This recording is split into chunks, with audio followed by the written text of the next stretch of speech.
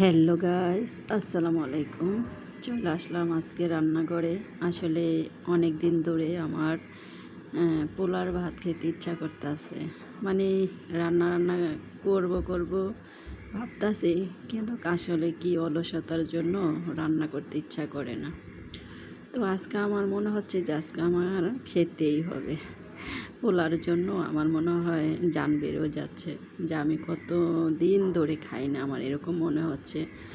আসলে আমার কয়েকদিন পর পর এই পোলার ভাত খাইতে হয়, না খাইলে মানে ভালো লাগে না। তো আসলে একা একা থাকি, তো তার জন্য অনেক সময় অলসতা করে রান্না করি না। তো আমার ঘরে কিন্তু সব সময় পোলার চাল থাকে, কারণ আমার অনেক সময় যখন মনে চায় তখনই আমি খাই আর কি। তাই আমি সব সময় 1 কেজি হোক আর 2 কেজি হোক পোলার চাল কিন্তু রেখে দিই। আবার মাঝে মধ্যে খিচুড়িও রান্না করি।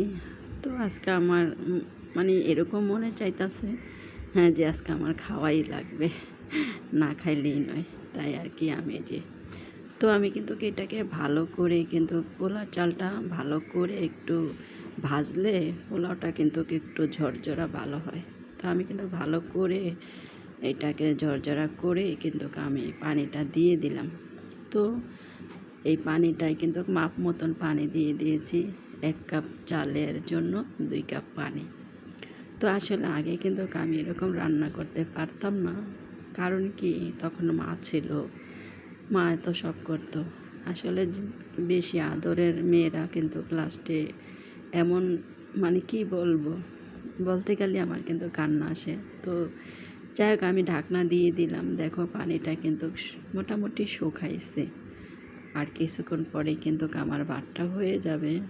তো আসলে কে কে এরকম পোলার ভাত খেতে পছন্দ করো আমাকে কমেন্টে জানাও। আর অনেকেই শুনি যে পোলার ভাতটা বেশি পছন্দ করে না, মানে বলে ভালো লাগে না। কিন্তু আমার কাছে সবসময়ই ভালো লাগে। যেমন অনেকে বলে গরুর মাংস খেতে পারে না, কিন্তু আমি গরুর মাংস একদম প্রতিদিনই খেতে পারবো, সারা বছরই খেতে পারবো। আমার কাছে কোনো খারাপ লাগবে না। তো দেখো, আমার কিন্তু তোমাদের সাথে কথা বলতে বলতে আমার পোলার ভাতটা কিন্তু প্রায় হয়ে গেছে। আর একটু হলেই কিন্তু পুরো ঝরঝরা দেখো। তো যেভাবে আমি রান্না করি, আসলে আমি কখনোই ভাবি নাই যে আমি এরকম রান্না করব। কারণ কি, অতি আদরের যারা থাকে তারা কিন্তু লাস্টে কিন্তু আসলে কি বলবো, তোমরা তো বুঝোই। তো এখন আমি মোটামুটিভাবে সবই রান্না করি, যখন যেটা মনে চায় সেটাই কিন্তু খাই। কারণ কি, এখন তো আমার মা নাই, বাবা নাই, মনে চাইলেও আমাকে কেউ খাওয়াবে না, কারণ আমার নিজেরটা নিজেরই করে খেতে হবে। এই পৃথিবীতে যে কটা দিনই বেঁচে আছি, নিজেরটা নিজেরই করে খেতে হবে।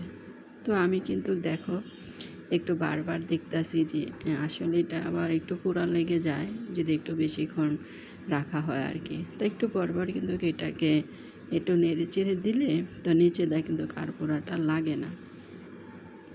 তো এখন আমি মোটামুটি কিন্তু অনেক কিছুই রান্না করতে পারি, তবে বেশি রান্না করি না, অল্প।